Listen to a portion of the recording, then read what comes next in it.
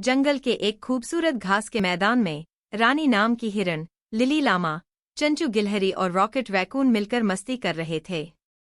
रानी घास चर रही थी, लिली धूप सेंक रही थी, चंचू पेड़ों पर इधर-उधर कूद रही थी और रॉकेट जमीन पर गिरी हुई चीजों को टटोल रहा था।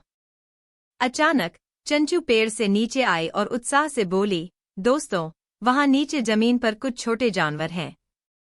सभी जानवर इकट्ठे हो गए और नीचे झांक कर देखने लगे। रॉकेट ने पूछा, ये कौन से जीव हैं? मैंने इन्हें पहले कभी नहीं देखा। लिली ने ध्यान से देखा और कहा, ये तो मीरकैट लग रहे हैं। रानी को याद आया, हाँ, मैंने भी इनके बारे में सुना है। ये जमीन के नीचे बिल बनाकर रहते हैं। मीरकैट जमीन पर खड़े होकर इधर-उधर इशारा कर रहे थे। वे बिल्कुल गिलहरियों जैसे दिख रहे थे, लेकिन उनकी पूंछें थोड़ी लंबी थीं।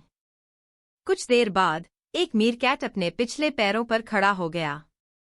वह मानो पहरा दे रहा था। रानी ने समझाया, देखो, वह मीरकैट बाकी साथियों के लिए पहरा दे रहा है। अगर उन्हें कोई खतरा दिखाई देगा तो वह सबको आगाह करेगा। जंगली जानवर मीरकैट्स को देखकर मोहित हो गए। उन्होंने जंगल में रहने वाले इस नए जीव के बारे में बहुत कुछ सीखा। वे सब चुपचाप वहीं खड़े रहे ताकि मीरकैट्स डर कर न भाग जाएं। थोड़ी देर बाद मीरकैट वापस जमीन पर आ गया और सब दोबारा से खेलने लगे।